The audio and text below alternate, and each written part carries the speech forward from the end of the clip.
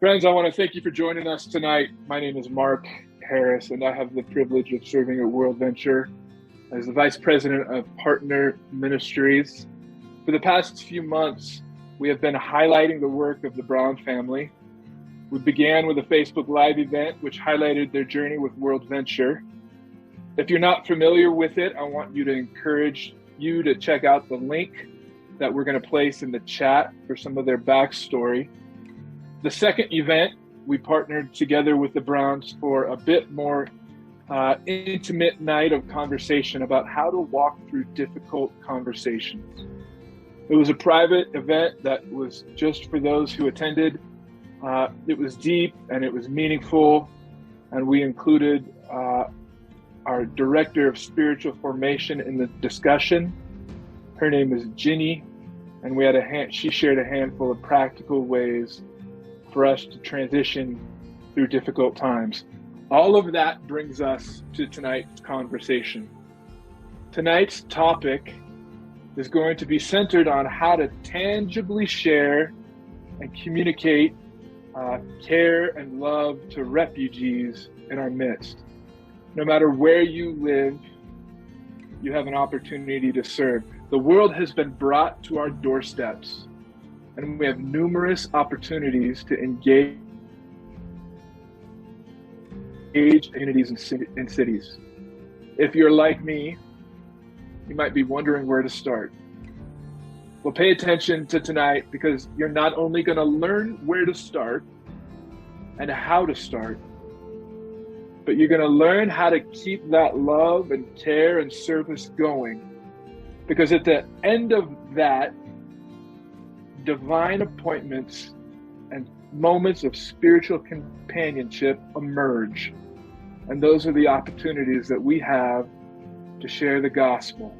So it's not just about sharing the gospel in deeds, but words and dialogue and spiritual companionship that follow our acts of service to refugees.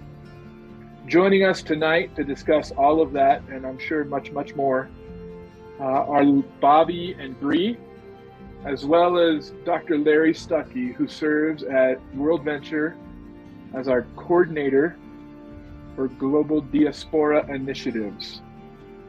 And while I certainly have questions for Bobby and Bree and Larry, we also want to hear from you. So feel free to write those questions in the chat, and we will address them throughout our time together. Does that sound like a plan? Sounds good. All right, Larry, my first question is for you, because as I read your introduction and your title, some of our friends tonight might be wondering exactly what a coordinator of global Diaspora initiatives does at World Venture. So why don't you give us an insight into your role and how you serve at World Venture? Thanks for asking, Mark, and greetings to you, Bobby and Bree. I'm a fan of what you're doing. So being a cheerleader for the work of others is part of my role. As a leader among peers, I'm not the one who initiates these new ministries. I'm entrusted with the big picture trends of peoples on the move all over the world, while the Bobbies and Briannas of World Venture do the hands-on scoping out of who the people are and how we intersect them at critical stages of their global life journey, all in the name of Jesus. So I can guarantee both World Venture and I consider the Browns ministry in Nashville high priority. Just a word, you've pronounced diaspora or diaspora in one of the many ways. It doesn't make any difference how you pronounce it. It all relates to peoples on the move. Yeah, Larry, how does understanding the movement of people across the globe, why is that critical to understanding gospel impact and ultimately making disciples? A global move is terribly disruptive. I've done several myself, and so have the Browns. So refugees are scrambling to get their bearings. If you have God's people reaching out in Jesus' name during refugees' struggle to land on their feet, this is the optimal time to show God's heart for them. Friendships begun during this critical time of adjustment are often the beginnings of a lifetime of conversations, maybe even an eternity of shared conversations. That's catalytic for global gospel movements. Yeah. Friends, I want you to hold on to what Larry just shared with us. I want you to remember his words as we begin to unpack with the Browns that tangible ways that they have been caring for refugees and what they have learned along the ways. But before we get into specifics with them, we need to hear how it all started. So Bobby and Bree, you speak of a light bulb moment as you share your story that occurred that helped you focus, you and your family, on refugee care. Tell us about that. Yeah. Well, thank you, Mark, and thank you, Larry, and thank you to everyone who is joining us tonight. Yeah, as we shared in our previous events about our transition back to the States from Taiwan, we were really going through just a lot of work on what does God have for us next. And it entailed a lot of sitting and grieving, but also a lot of open hands saying, okay, God, where are you going to lead us, where you've placed us here in the States? And, it's really amazing how God brought this ministry into our path. And we've always had a call to the nations. I guess we just, naively, I think some of the time just thought, oh, well, we had to go to the nations. We had to go overseas. And that we were just amazed by the way that we were noticing and seeing when we opened our eyes what was in our own backyard. And I remember, I think for both of us, there was this one moment where and I think I shared about this previously too, but, we had just kind of stepped into, okay, what area for us ministering to refugees. And I just remember we went to this Bible study, and it was literally like we stepped on the grounds of another church in another country. Just the lights were glowing, and we were meeting underneath the awnings of an apartment building, and there was bongos and Swahili and English and children of all nationalities and our kids running around. And we just looked at each other and we said, we are in America right now. And it just really grew from there. Yeah.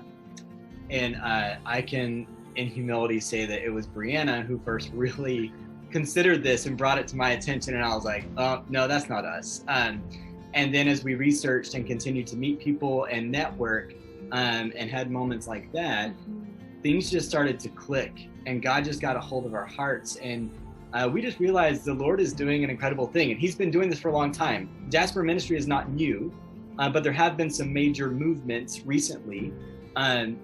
But man, he's doing something incredible, and I just hope that we, as the church, we don't miss it, and I hope that we grab onto it and see it for the importance that it holds.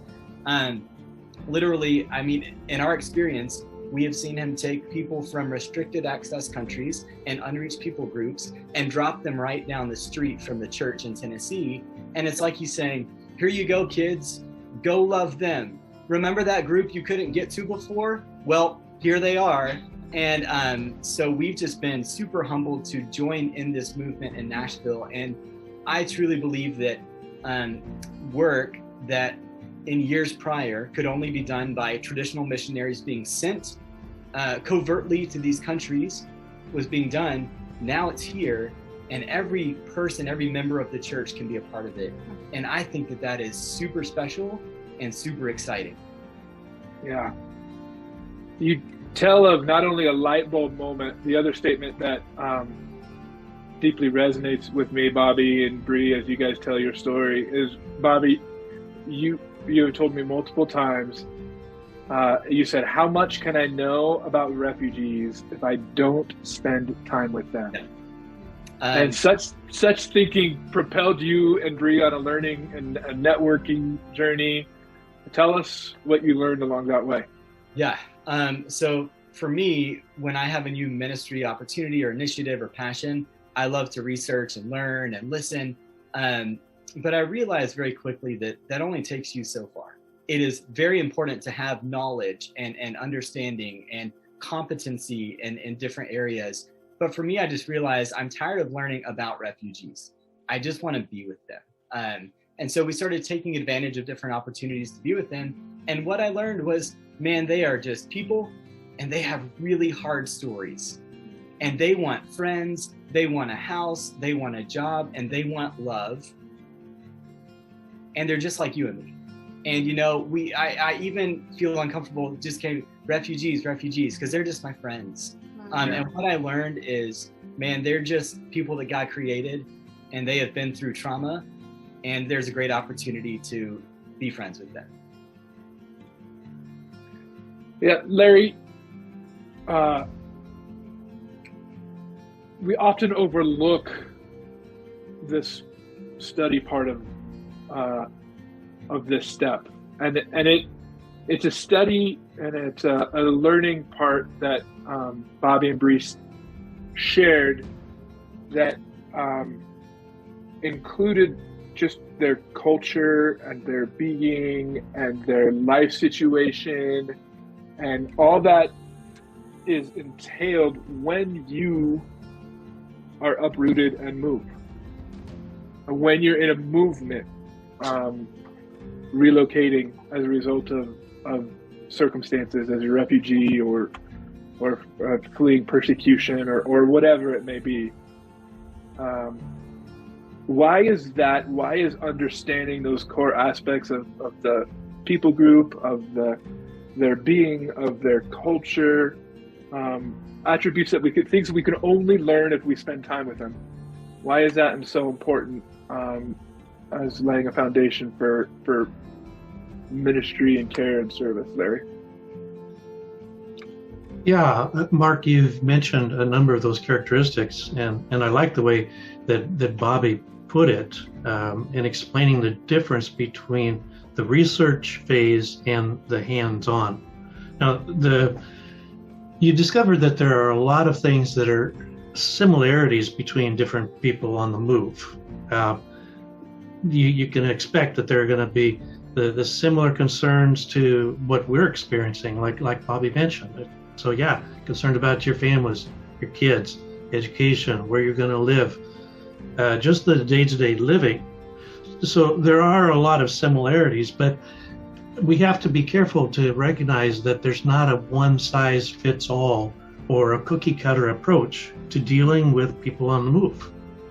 So part of that is finding out who else is already involved with these same people that are in our neighborhood or our city. And that helps us see the broad contours and maybe glimpse what and who are still being left out of what God's people are already doing. But everybody's story is unique, and we care about each one.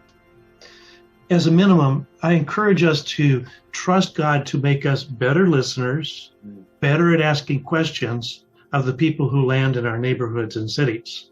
So quickly, the book When Helping Hurts is like required reading for short-term teams heading cross-culturally, but it's also applicable to finding that unique blend of stances and actions with refugees and other people on the move when they come to us. And maybe Nikki's going to paste a link to When Helping Hurts into the chat. But let's do our homework, and then let's learn to love wisely. Yeah, and Bobby, he touched on something that you two are doing, right? Because you didn't go in and start something new. A portion, or an aspect, I should say, of your work and your ministry, refugee organization, right? So talk to us how you are involved with that organization and what your role is and how that opens up doors for the gospel. Yeah, so for our experience, we kind of cast everything really wide and said, let's just start meeting people and getting involved. And I had lunch with a director of a resettlement agency and got to know him. And I said, look, I really care for your cause and I want to be involved. What are some gaps you have that I can help fulfill? And I said, I am a ministry worker and I want to make that clear. And this is the heart of what I'm doing. But also I really want to serve a organization. And that started small. I just started setting up apartments and kind of became their go-to guy. And then we would start. Which wasn't actually small, because then we had a whole garage full. Yeah. We had a whole garage full yeah. of So I say furniture. small, but it overtook our house. And then we started saying, well, they're buying all this furniture for them from their accounts given to them by the government. Why don't we start finding it so they can have it for free to have more money in their account? And then that became a huge passion of ours, of just saving them money from the get-go. And then that turned into them saying, hey, will you teach English? And I was like, yes, I will teach English. I wasn't super excited for it. And then I taught one class, and then they asked me to teach the cultural orientation classes for every incoming refugee. And that has been the key for us in partnership with this organization, because I'm able to use my background as a teacher and also my passion for refugees for us to build really strong relationships with people who've just come to the States, because they see us as partnered with the organization, and that builds trust. And then we continue to walk with them after the Resettlement Agency does not. And we had major multiple touch points too. Yeah. So he would help set up a family's apartment, then he would see them again in the class, and it was a familiar face. And so we just, consistency has been key too. Yeah. Just being a consistent presence in their life. Yeah. Yeah, that's great. Let me pause here for a moment. Nikki, if there are any questions, we would love to address kind of this initial steps of what refugee care and service looks like before we continue on to the conversation and see how it leads onto the phrase that I just love, Bree, is spiritual companionship. So, Nikki, do we have any questions for us so far? Actually, the only thing you have is that Gordon Ellison says studies have shown that personal crisis is a key time to consider change. And Mary's super glad that you guys are online. Other than that, there's no questions yet. Well, thank you. Thank you. Good. Let's proceed, and let's before we get to spiritual companionship, let me ask one more question in the area of just practical care and service, and kind of frame it in the learning journey that you went on, because you were encouraged to take some initial first steps of discovery that ultimately led to what you just shared. But what were some other first steps that you were encouraged to take as you began your journey of refugee care and service, or I'm sorry, care for your friends? I'm going to use that's how I'm going to preface it for now on. That's because Bobby, that is special, that is unique, that is genuine to the ministry that you two have going on. So tell us about some of those first steps and what they were. John, Yeah, no, I was just going to say, kind of like what he said, we were really encouraged to cast our nets wide and to see and to really just cast them wide and to notice where God was opening the doors organically and say, okay, here's what we're doing, or we had multiple calls with lots of different organizations here in the Nashville area, even reaching out to other cities saying, hey, how are you doing this, or what are you doing here, and just learning. I would say one of the biggest things that I feel like we have tried to do this past year is just to sit back and, like Larry said, to listen and to ask questions, because I felt like we were walking, again, I felt like the scales kind of came from our eyes, and I was like, wow, I'm just waking up to this and I know nothing.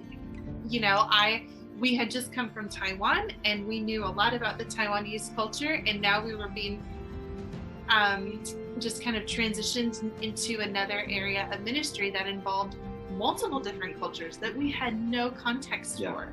So I think that's one of the hard challenges of the way we're set up, is This week, I've been with an Afghan family, a Burmese family, a Syrian family, and an Iraqi family. All different cultures. And how can you have touch points and relate and understand?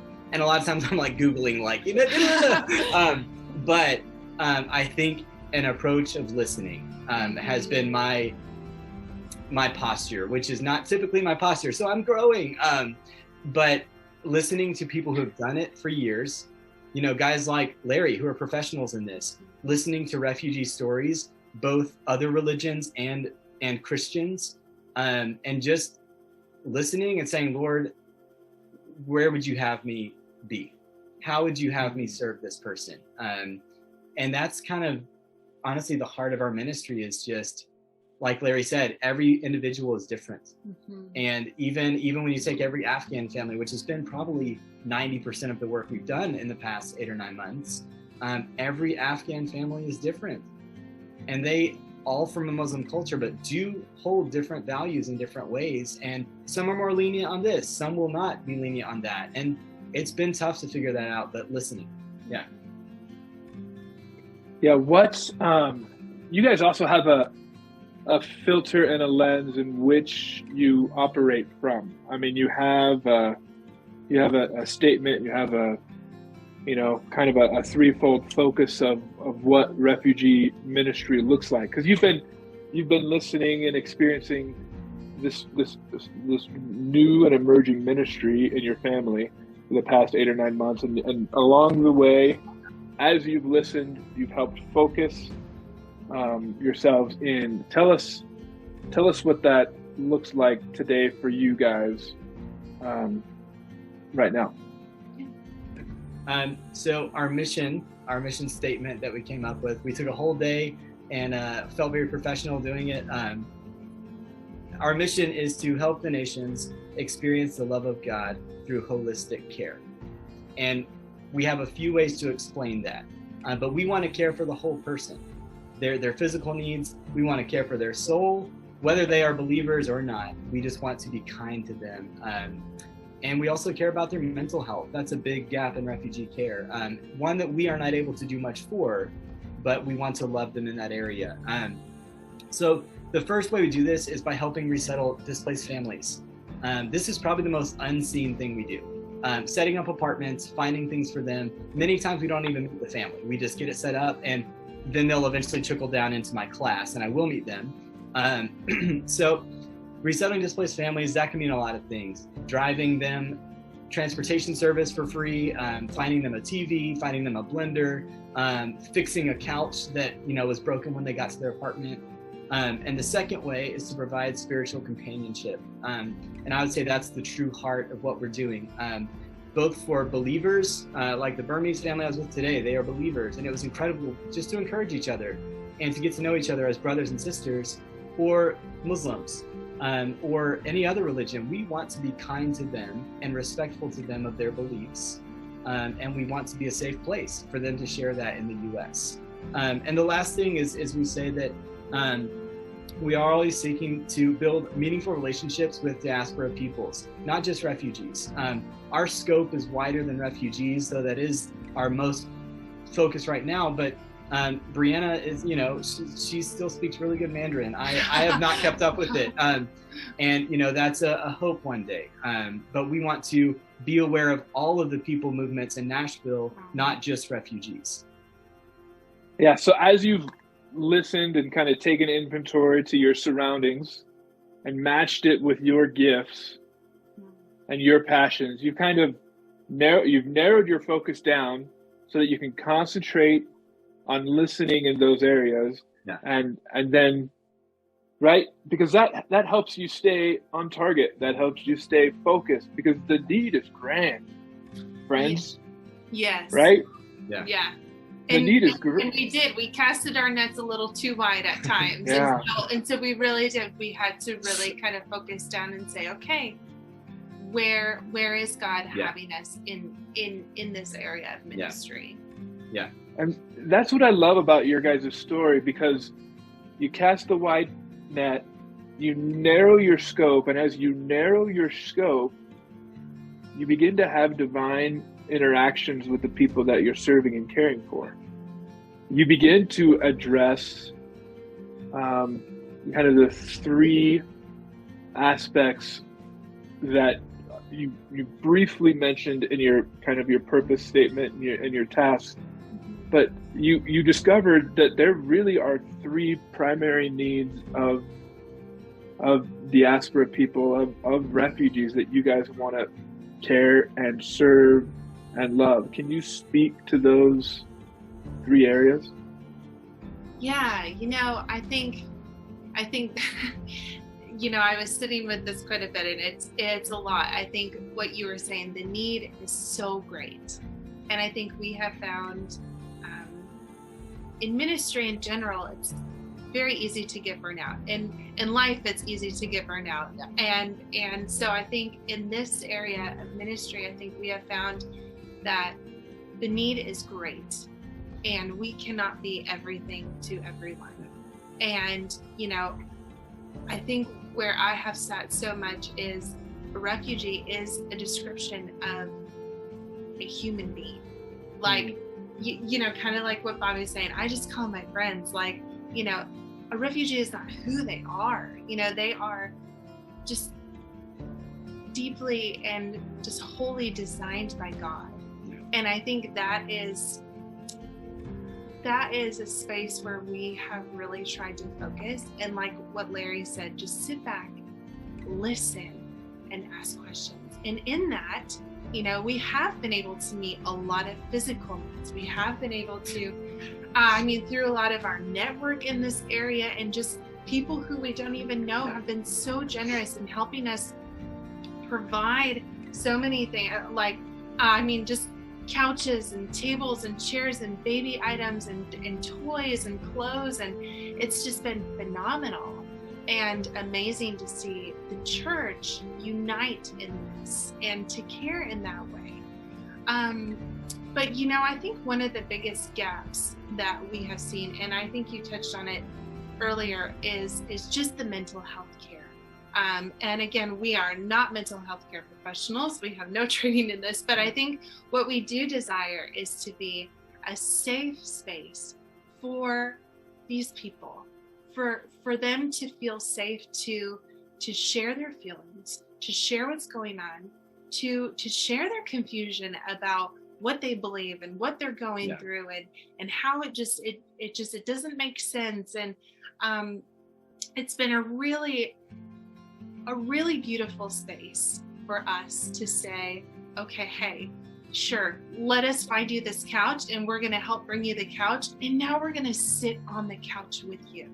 Like, we are going to be with you in this, and we want to learn about your kids and your hopes and your dreams and your family that is still back in your home country, and it's just been this space of allowing them the safety and the trust of, I know we keep saying a companion, but really someone to come alongside them to say, hey, I'm going to text you when I'm feeling really down. And it's just been a really humbling place, and just a really eye-opening space. Yeah. I don't know if you want to say anything to that. Especially with that, I am not an expert on this, but what I have found with the people we are connected with is there's an initial kind of awe of where you are, and the apartments are often pretty nice, and you get new things, and your rent is being paid for a certain amount of time, and you get a new job, and maybe even buy a car in your first 6 months, and there are some exciting things happen. But then that honeymoon period starts to wear off, and then the effects of trauma really start to hit. And that's where a lot of our friends are now. And like she said, for whatever reason, God has allowed us to be the people they're texting, really hard, vulnerable things. And we can just say, hey, I care for you. Let me come to your house tomorrow. And it's, we're just so grateful to God for what he's allowing us to do. Yeah, those, you guys coined the phrase, you're just providing spiritual companionship to people, to your friends. And along the way, you're the physical needs are being met, right? The sofas and the kitchen tables and the chairs are being put in place.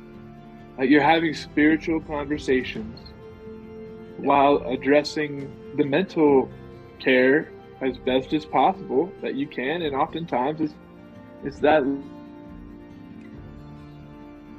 listening falls under this umbrella of spiritual companionship.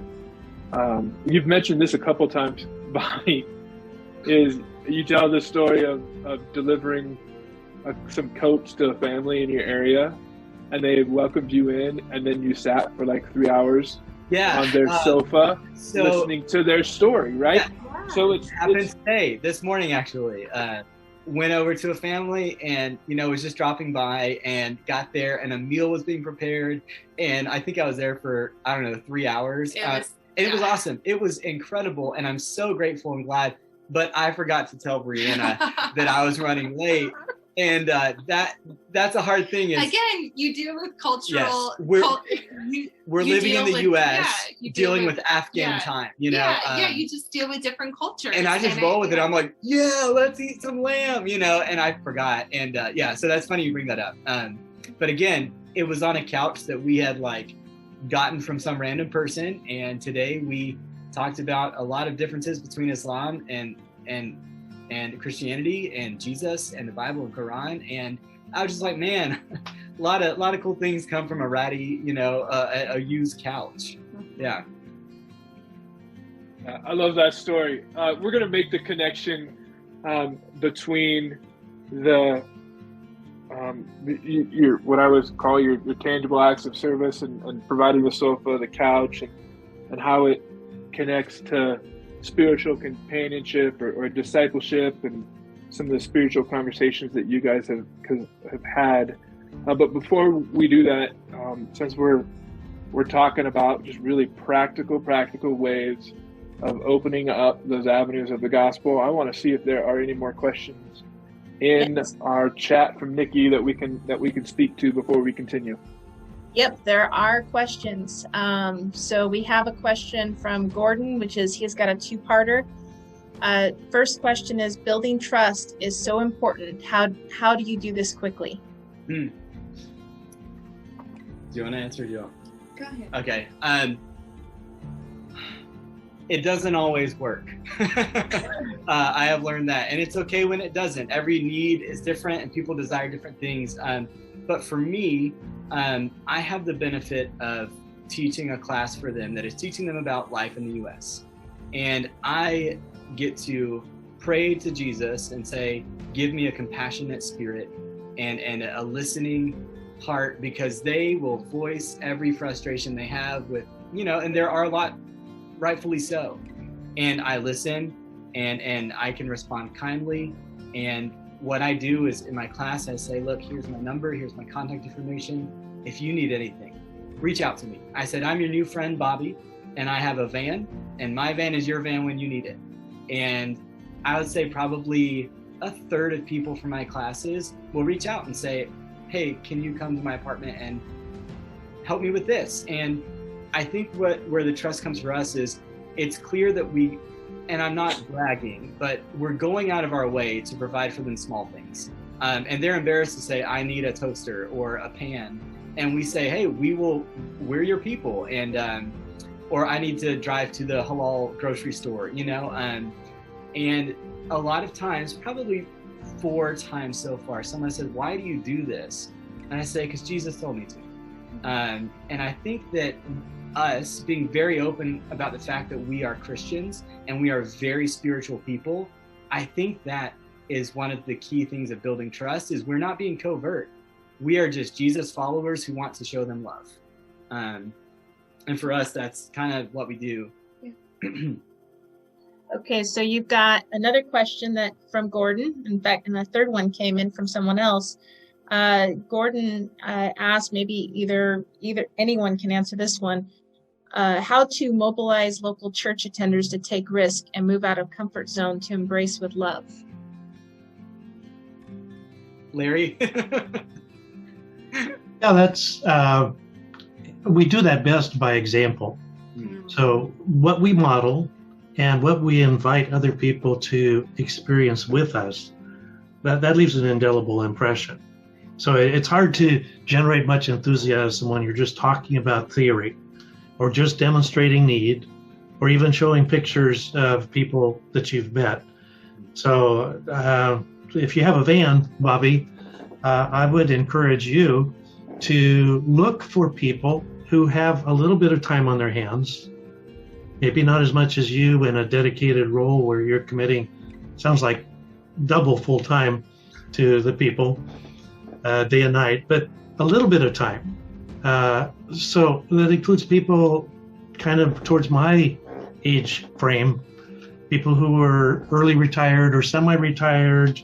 It includes summer times. You've got students who are on summer vacation and teachers who are on summer vacation to accompany you for one session and tell them you might need to get an Uber or a Lyft to make it home when I might be called on to stay another 3 hours. But making it to where they can identify and they can say, I could do some of this. Yeah. I could never do what you do, probably, but that's a way that we can generate some enthusiasm. Yeah, that's Yeah, and Larry, I echo that, you know, for all of us on this call, for all of us watching, for all of us who will be watching, as we look at where do we start, how do we start, and how do we mobilize and send people to follow those words that you just talked about and hop in our cars or hop in our vans and go to where those our new friends might be, provide the coats to them, the sofas to them, and just begin placing ourselves in their environment and in their circumstance and listen. And to do that in community with others would be a great first step to start. What other questions might you have for us, Nikki? We got one more. Bobby Keith said he isn't sure if this was covered. I didn't hear it being covered, but he says, do you have more info on the life in the U.S. class that you teach, and where do you teach it? Do you want to provide that to me later, or? So actually, it's a the resettlement agencies have a larger umbrella they work underneath, and they have curriculum standards that the resettlement agencies are required to teach to every refugee coming in within the first 90 days. And so I don't write the curriculum. I do get to have a say and, you know, play around with it, and it changes because every person's different. They need to know different things. But yeah, so the resettlement agency we partner with is called NICE, Nashville International Center for Empowerment. But it is very similar to a World Relief or a Catholic Charities. There are many resettlement agencies, and every one has a cultural orientation class. And so most agencies have a staff member teaching it, but for whatever reason, here I am. Yeah, so it's any resettlement agency in any city will have a class that is almost exactly identical to the one that I teach. Do appearance, interviewing, all kinds of things, taxes, which I should not be teaching about. I'm like, skip. But yeah, so any local resettlement agency would be able to help you with that. Yeah. Okay, that's the only question so far. Awesome. I'm gonna ask Larry at this time to piggyback on the answer that Bobby just gave and give us a bigger insight into the resettlement agencies that might be in our neighborhood, that might be in our cities, because well, Larry, tell us how that usually works out in cities and communities around the U.S. Yeah, so resettlement agencies vary a lot in how welcoming they are to people like us, people who are followers of Jesus. And here in the Fresno area where I am for the time being, we find that in receiving primarily Afghan refugees right now, there is a connection that the Resettlement Agency allows to take place, but it's like with these really restrictive, you can't do this, you can't do that, don't talk about faith, don't mention the church. And so to have a relationship there in Nashville that is somewhat more open and welcoming to you as followers of Jesus, to live out the light in these people's lives, that's a refreshing experience. Now, across the United States, I would say, in my opinion, World Relief is probably the best example of a relationship that is really welcoming of evangelicals, people like us, and not just for the good things we can do, but also for the faith journey that we're on. So they have that as part of their values as well. Now, they're only in 17 metro areas across the U.S. So when we were in Memphis, that happens to be one of those 17, or Sacramento, Mark, where you were recently, another place where World Relief is present. But later on, I have a resource that I'll share coming from a couple of the leaders of World Relief that I think speaks far beyond those 17 metro areas. So here in Fresno, people like my colleagues that I've been involved with Perspectives are sharing how they build the relationships and how those relationships then get off the clock to be followed in their own time. And those are where the conversations are taking place. You may have to be creative in this journey of navigating the different levels, all the way from secular, couldn't care less about spiritual things, to religious, but not our strand of religious. And there's their own agendas, and how you continue to act as God's people in the midst of that diversity. Yeah, I think that's a really good point, Larry. And for me, what it is when I am on the clock, I'm a volunteer. There is no mention of anything religious or spiritual. And this is all because I am able to build relationships in the class, and then I continue those. And then eventually their cases do close with the agency, and I continue to be a friend. And so it's the after hours, it's the not convenient times. But yeah, for us, Resettlement Agency has been a great framework to help the cause and the need and fill those gaps, and also build the relationships to continue the kingdom growth. Yeah. And ultimately, you walk with your friends through their resettlement with the agency. You're delivering the sofas, you're delivering the coats, you're sitting down and having dinner, you're staying the extra 3 hours. And you guys have said this before, at the heart of what you do and what you want to see happen is for Bobby and Bree to be spiritual companions to a whole bunch of new friends. So tell us about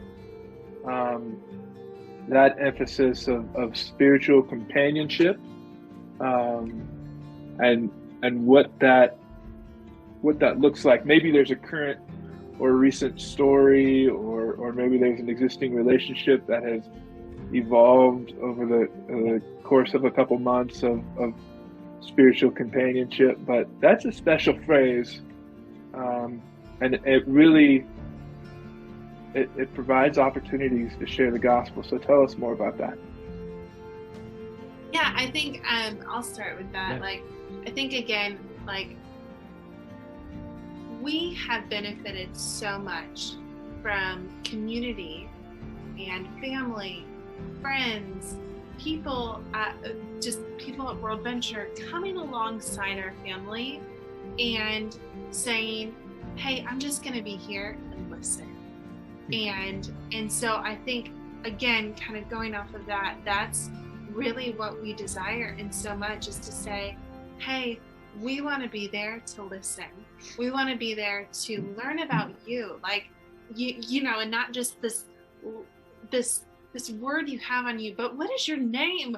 Tell me your name and your family and your kids, and and we want to invite them into our home, and we're invited into their homes, and it's just been this I would just say these seeds that are being planted that we're starting to just see watered and say, wow, these relationships are moving on from, hey, we're just going to provide you a couch.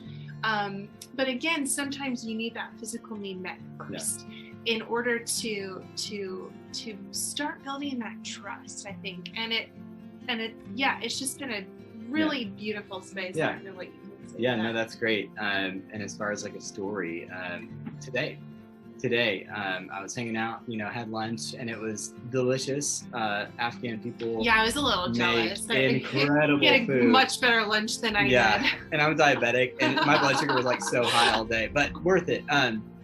But when I was leaving, we were talking just about life, and and then we started moving towards religion, just as friends, not trying to prove or just asking questions. And he stops me for a second. He goes, and he's still learning English. He says, "You're a human, and I'm a human, and we're good friends."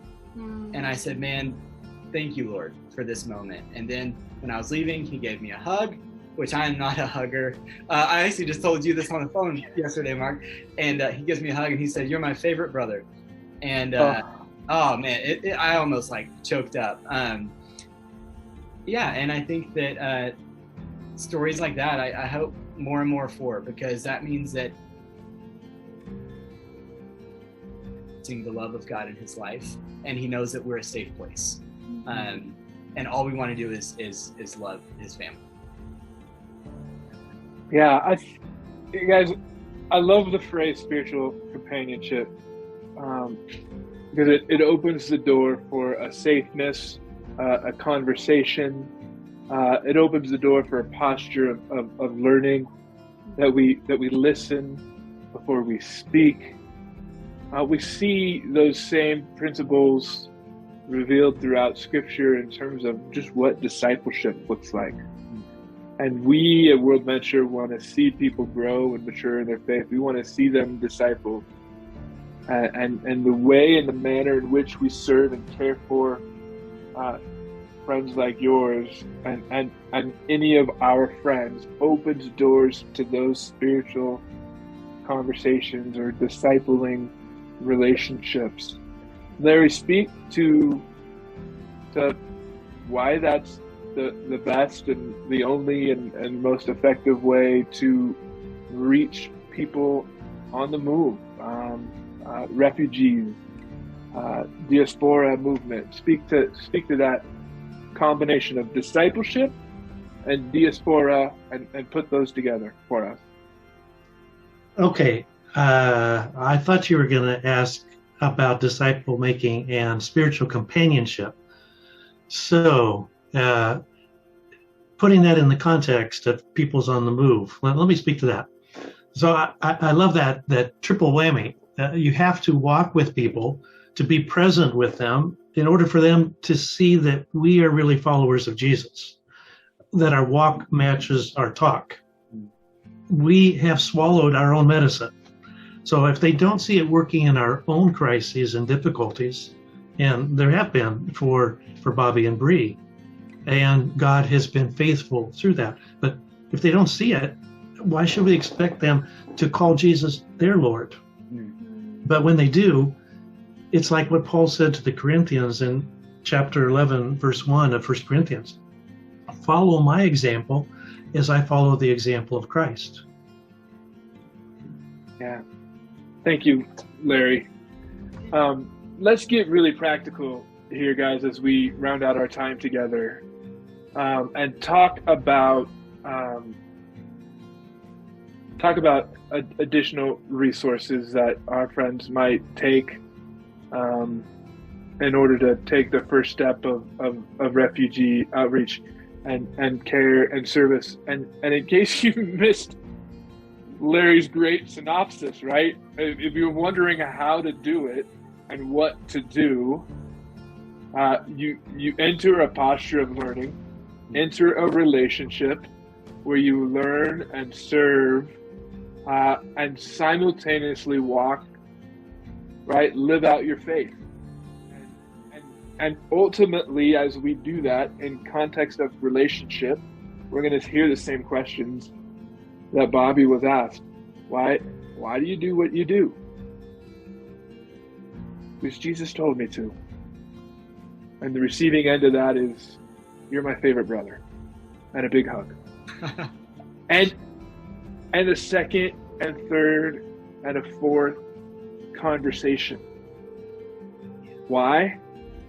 This goes to what Gordon talked about earlier. How to establish trust. Because they trust you.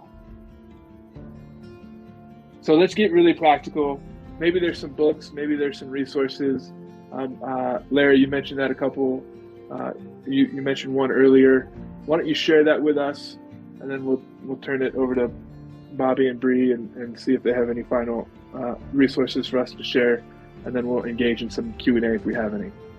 Yeah, so Nikki is putting the resources into the chat. I did a one-page PDF that has clickable links, and she may paste in some of the same detail into the chat. By the way, I usually start by getting the free sample of Kindle books, and I read through, take a look at the preface and what the style of the author, and it gives me a feel before I click on the pay bucks to get the whole thing. So your mileage may vary, but that's the way I go about it. So I already mentioned When Helping Hurts, but here's my short list of a few resources that are kind of geared for entry and a little bit beyond entry. So, Global Migration and Christian Faith, Implications for Identity and Mission by Danny Carroll. So when I first heard Danny Carroll in person, I was immediately drawn to him, and that was before I had immersed myself in Spanish speaking. So I attended his lecture in Spanish. It was a little bit of a stretch, but he was equally at home in both Spanish and English. At that time, he was distinguished professor at Denver Seminary. Now he's at Dallas Theological Seminary, but also involved with theological education and leadership in the Latino world. He's both Latino and Anglo. So what really impressed me was he got past the rhetoric that's going on in our day and age. This whole area of refugees and immigrants is really fraught, and we evangelicals have some of the hardest time dealing with the commands to love our neighbor as ourselves when it comes to this question. So he's written multiple books. I just put one link, his most recent book, really challenging. Another one coming out of World Relief, Welcoming the Stranger, Justice, Compassion, and Truth in the Immigration Debate.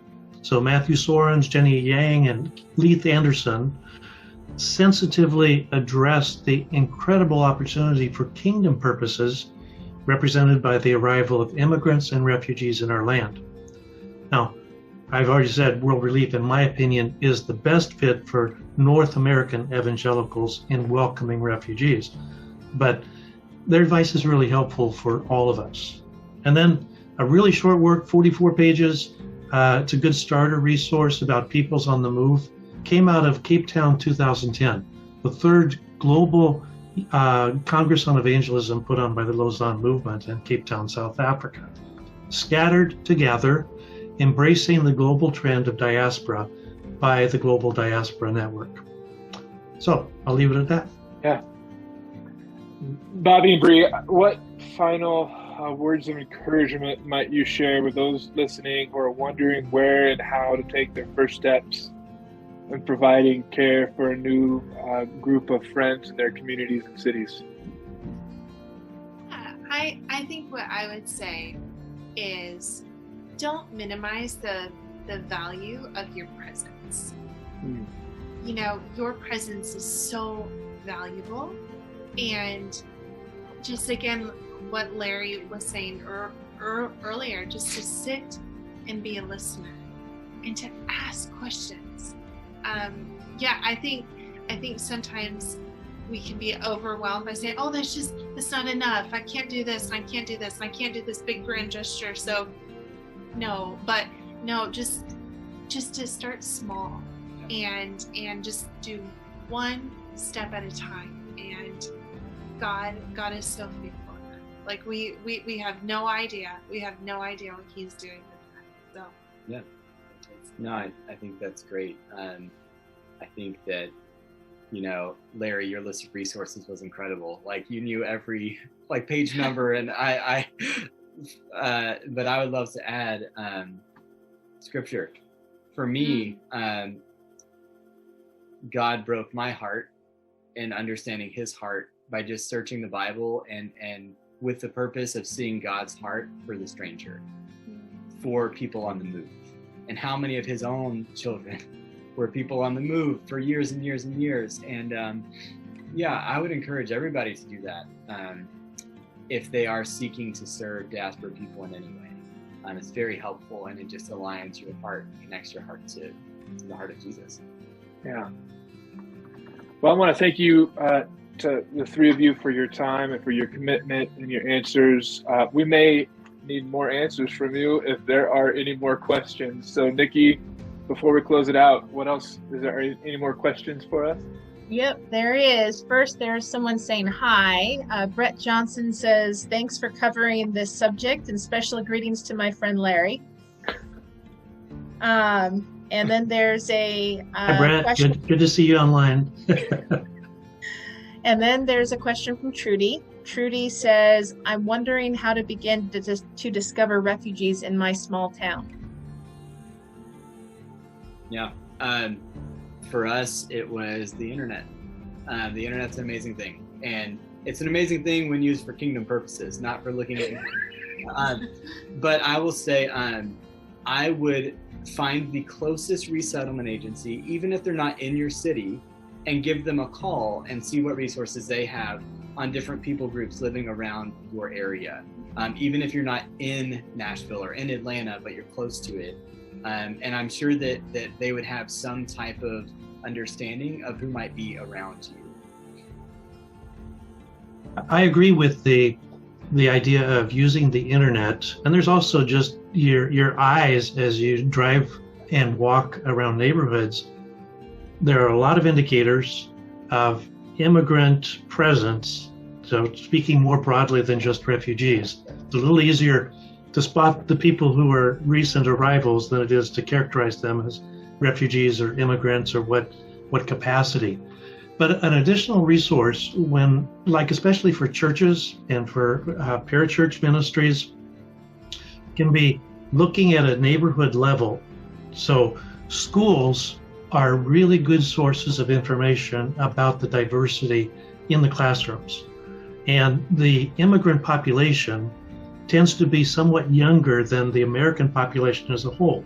That means there are more immigrant kids in our classrooms than they represent percentage-wise.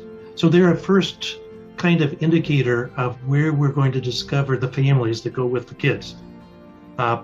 So here in California and in some other states, we have what are called school accountability report cards. So I can go to the elementary school that's 6 doors down from my house.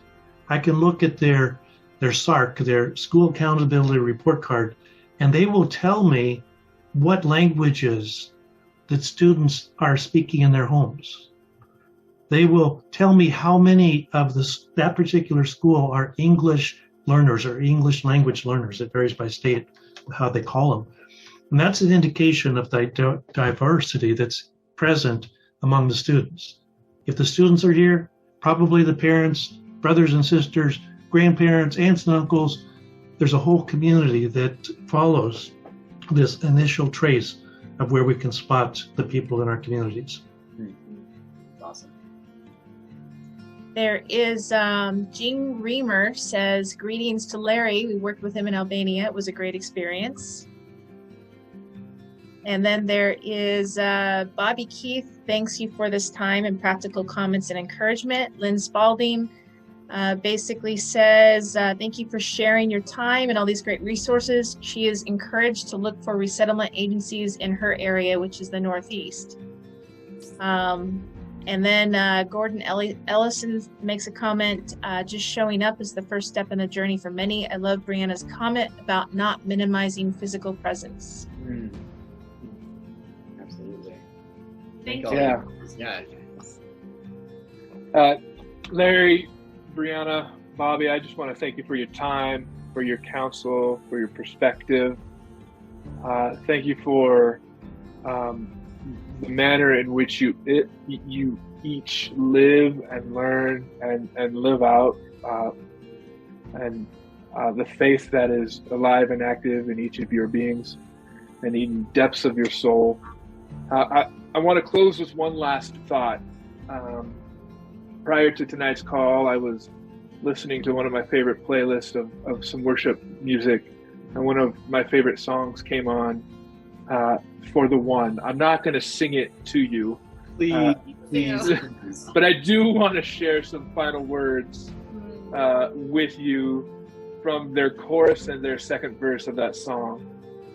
It says, "Help me to love with open arms like you do, a love that erases all the lines and sees the truth. Oh, that when they look in my eyes, they would see you. Even in just a smile, they would feel the Father's love. Oh, how he loves me. From the homeless to the famous and in between, you formed us, you made us carefully. Because in the end, we're all your children. Friends, simple acts of kindness lead to the one. They lead, organized ministry and outreach lead to the one. At the other end of the delivery of that coat was a sofa for you to sit on, engage in a conversation, to touch them with love and compassion, and to share the love of Christ for the one that you were called to reach. And we often are overwhelmed with the needs of the many, and it paralyzes us to act for the one. And what I heard tonight was to take simple steps of love and care and compassion, to be physically present, to listen, and be available. And it's that availability, it's that touch, it's that act of kindness that opens up avenues to communicate the Son whom God sent for the one. For us, for you, for the one. So let me pray.